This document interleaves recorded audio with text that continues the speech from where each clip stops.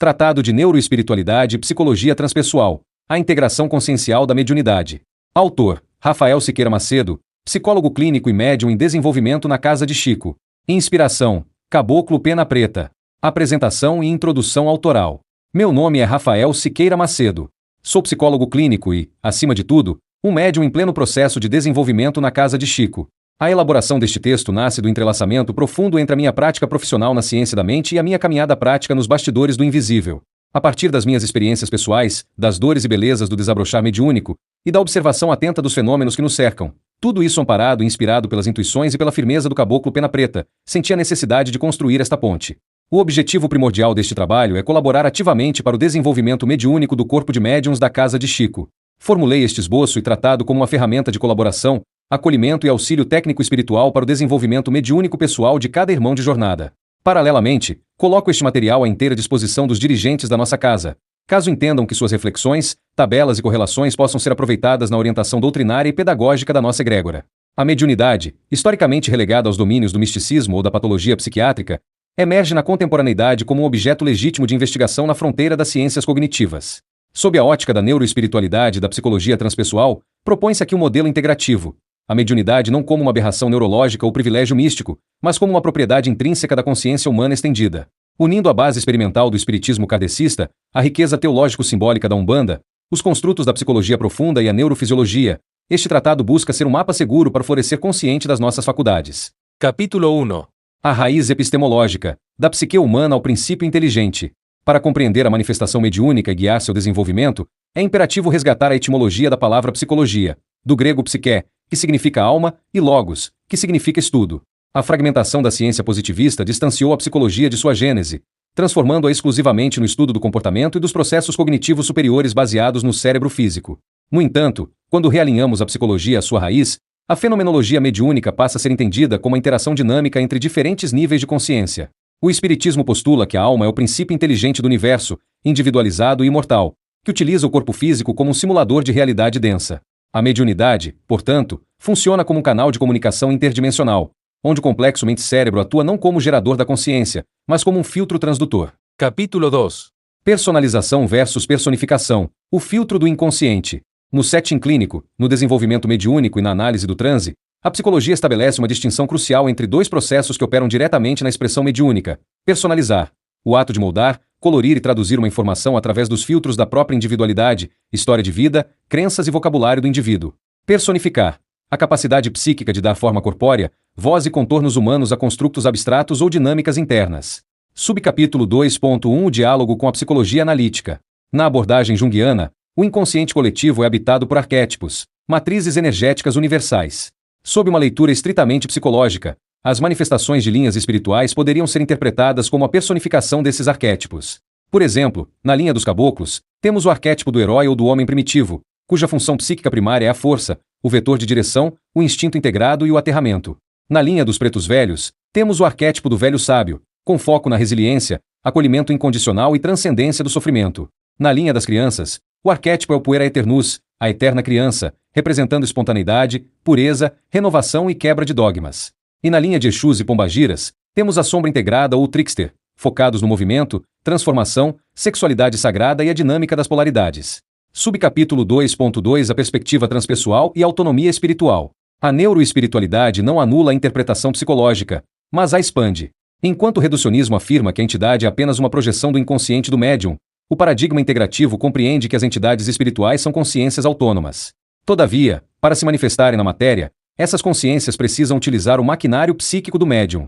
Ocorre, então, uma simbiose. A entidade, como estímulo externo, evoca os núcleos arquetípicos correspondentes no inconsciente do médium para conseguir se expressar de forma compreensível.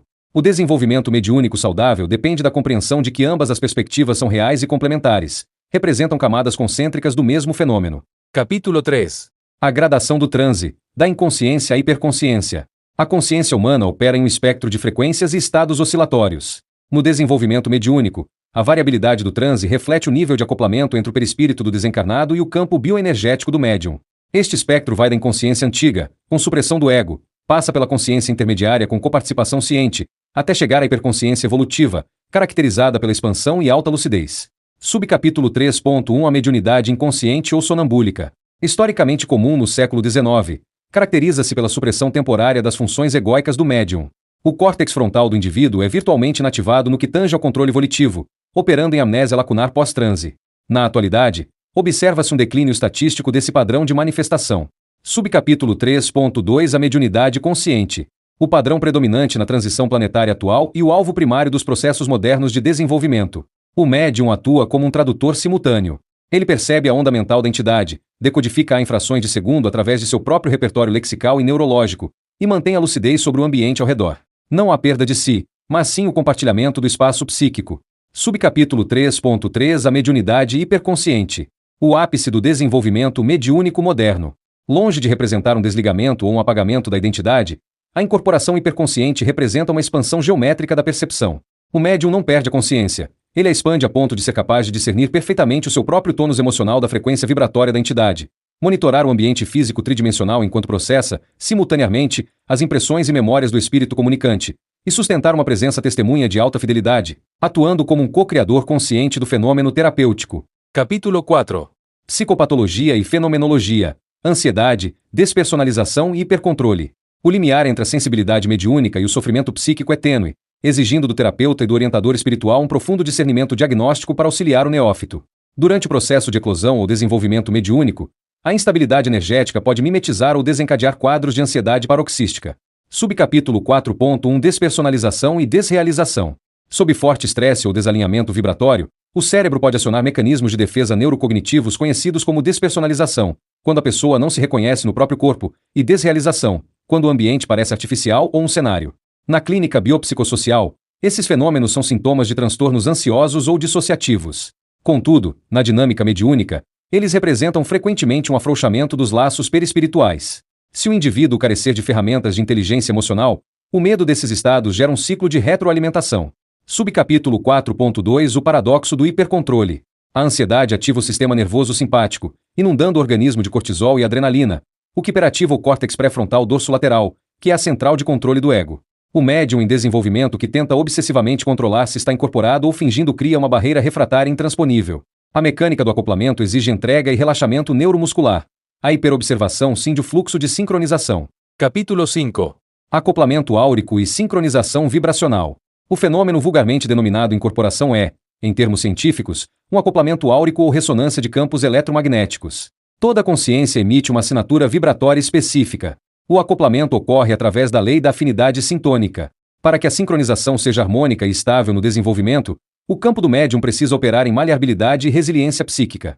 Se houver rigidez dogmática, culpa subjacente, traumas não integrados ou instabilidade emocional crônica, a interpenetração dos campos bioenergéticos gera atrito, resultando em tremores físicos exacerbados, exaustão extrema pós-transe e flutuações anímicas severas. Capítulo 6. Neuroespiritualidade. Os canais neurológicos da mediunidade de Allan Kardec.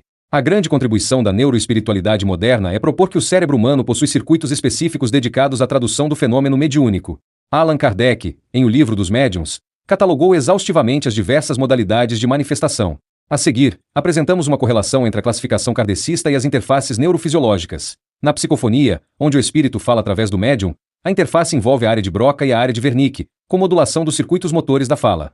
Na psicografia, a escrita mediúnica utiliza a área de Esner e o cérebro motor primário, em um automatismo motor induzido por dissociação funcional. Na vidência, a ativação ocorre no córtex visual primário e na glândula pineal, projetando imagens na tela mental sem estímulo luminoso externo. Na audiência, o córtex auditivo é excitado bioeletricamente, permitindo a audição de vozes sem vibração mecânica do tímpano. Na inspiração ou intuição, a rede de modo padrão e o hemisfério direito permitem a sintonização de pacotes de dados complexos via processamento paralelo. Nos efeitos físicos, o sistema neurovegetativo e o metabolismo celular participam da doação de ectoplasma para manifestações materiais. E na incorporação, ocorre uma integração global de redes, como a ínsula anterior e o córtex parietal, alterando a propriocepção e os ritmos neurocardíacos. Capítulo 7. A escala evolutiva e o refinamento da matéria. O espiritismo e as filosofias perenes apontam que a evolução é uma lei cósmica inexorável. A consciência estagia em diferentes reinos da natureza para adquirir atributos e refinar suas ferramentas de expressão. Neste vetor evolutivo, o sistema nervoso central do ser humano representa a estrutura biológica mais complexa e plástica do planeta, projetada especificamente para ser sensível a dimensões vibratórias superiores. Capítulo 8. A teologia do desenvolvimento, conhecimento simbólico, mitológico e cosmovisão divina. O desenvolvimento mediúnico saudável exige não apenas sensibilidade energética ou equilíbrio psicológico, mas também o aprofundamento consciente nos fundamentos espirituais, teológicos e cosmológicos da tradição na qual o médium está inserido. Deus é concebido como a consciência primária, a inteligência suprema e a causa primeira de todas as coisas. Cada ser humano abriga em si uma centelha divina. Na Umbanda, essa consciência primária e suas forças da natureza se expressam através dos orixás e de suas respectivas linhas de trabalho. Subcapítulo 8.1 O símbolo como organizador neuropsíquico. Os símbolos sagrados e pontos riscados atuam como gatilhos visuais que organizam o foco e a intenção do transe. Os pontos cantados funcionam como condutores de ondas cerebrais, facilitando o acoplamento áurico. As narrativas míticas e arquétipos dos orixás atuam como organizadores psíquicos profundos, capazes de estruturar campos emocionais e mitigar o medo do ego. O mito não é mera fantasia, é a linguagem ancestral da alma. Conclusão: a necessidade de uma praxis consciente e integrada. O futuro da mediunidade convoca o surgimento do médium esclarecido, aquele que compreende que o intercâmbio espiritual bem-sucedido requer um tripé de sustentação: maturidade psicológica, estudo das ciências da mente e compromisso ético. A maturidade psicológica permite limpar os filtros do inconsciente. O estudo da neuroespiritualidade ajuda a discernir os limites da biologia e os processos de transe legítimos. E o compromisso ético, baseado no amor e na caridade, transforma a mediunidade em pura terapêutica de cura. A verdadeira evolução mediúnica não nasce da passividade, mas da união entre experiência, estudo, ética e autoconhecimento. Quanto mais a mente humana se aproxima da sabedoria, da lucidez e do amor consciente, mais ela se harmoniza com os atributos divinos da própria criação.